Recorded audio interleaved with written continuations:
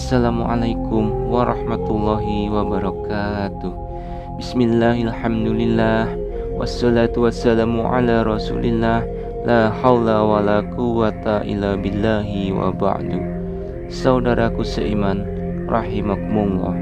Di kesempatan kali ini, admin akan mengisahkan seorang pemuda yang syahid terkena tebasan pedang Allah Subhanahu wa ta'ala.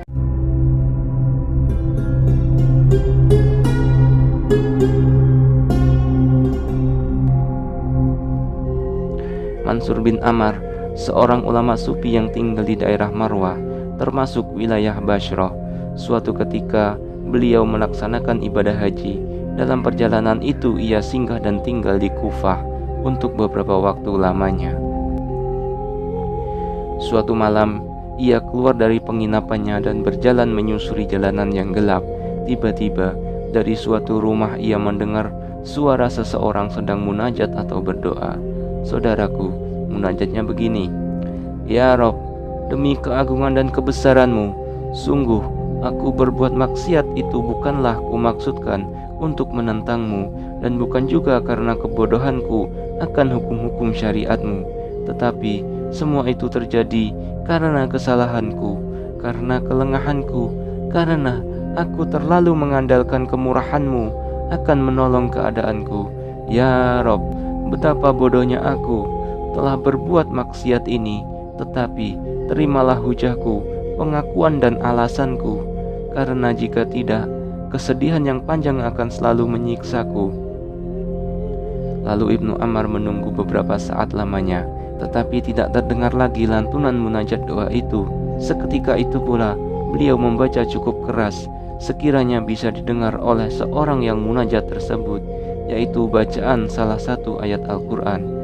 Ayat tersebut terdapat pada Al-Quran, surat At-Tahrim ayat 6, yang artinya ialah: Wahai orang-orang yang beriman, peliharalah dirimu dan keluargamu dari api neraka yang bahan bakarnya adalah manusia dan batu. Penjaganya adalah malaikat-malaikat yang kasar, keras, dan tidak mendurhakai Allah terhadap apa yang diperintahkannya kepada mereka, dan selalu mengerjakan apa yang diperintahkan Allah kepada mereka. Lalu saudaraku, apa yang terjadi setelah beliau membaca ayat tersebut? Ibnu Ammar mendengar suara jeritan keras serta seruan yang menggetarkan. Tetapi setelah itu ia tidak mendengar suara apapun. Karena itu ia berlalu dan pergi kembali ke penginapannya. Keesokan harinya, Mansur bin Ammar kembali melewati rumah itu, dan ia mendengar suara ratap tangis seorang wanita di dalamnya. Betapa orang tampak datang melayat atau bertakjiah karena ada yang meninggal di dalam rumah tersebut. Ia mendengar beberapa percakapan, dan wanita yang sedang menangis itu berkata, Sesungguhnya putraku ini sedang sholat tahajud tadi malam.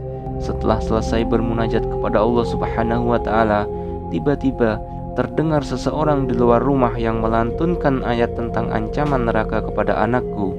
Mendengar ayat tersebut, anakku langsung kejang dan ia meninggal. Semoga Allah tidak memberikan pahala kepada orang yang melantunkan ayat tersebut. Ibnu Ammar sangat terkejut mendengar perkataan tersebut. Ia segera pulang dan menangis penuh penyesalan. Tidak disangkanya kalau ayat yang dilantunkannya itu menyebabkan pemuda, yakni putra sang ibu itu, meninggal. Mungkin kalau diagnosa secara medis sekarang ini bisa dikatakan terkena serangan jantung, rasa terkejut dan takut yang begitu mendadak sehingga jantung berhenti berdetak. Ia terus-menerus bertaubat kepada Allah Subhanahu wa ta'ala atas kelancangannya membacakan ayat sehingga menyebabkan kematian orang lain. Saudaraku seiman, rahimakumullah, pada malam harinya Ibnu Ammar bermimpi bertemu dengan seorang pemuda dalam keadaan yang sebaik-baiknya. Entah kenapa ia mengenali pemuda itu adalah yang meninggal karena lantunan surat At-Tahrim ayat 6 yang beliau baca malam kemarin. Padahal ia belum pernah bertemu atau mengenal dia sebelumnya, seolah ada bisikan gaib yang memberitahukan hal itu kepadanya.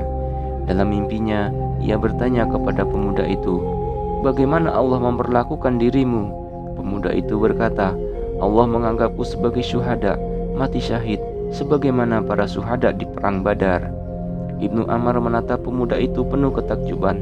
sekaligus keheranan. Kemudian ia bertanya lagi, "Bagaimana bisa begitu?"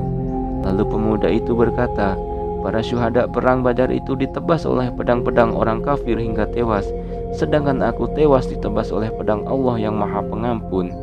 Saudaraku, yang dimaksud pedang Allah oleh pemuda tersebut ialah lantunan ayat Al-Quran yang diserukan oleh Mansur bin Ammar hingga membuat dirinya meninggal. Segera setelah itu, Mansur bin Ammar terbangun.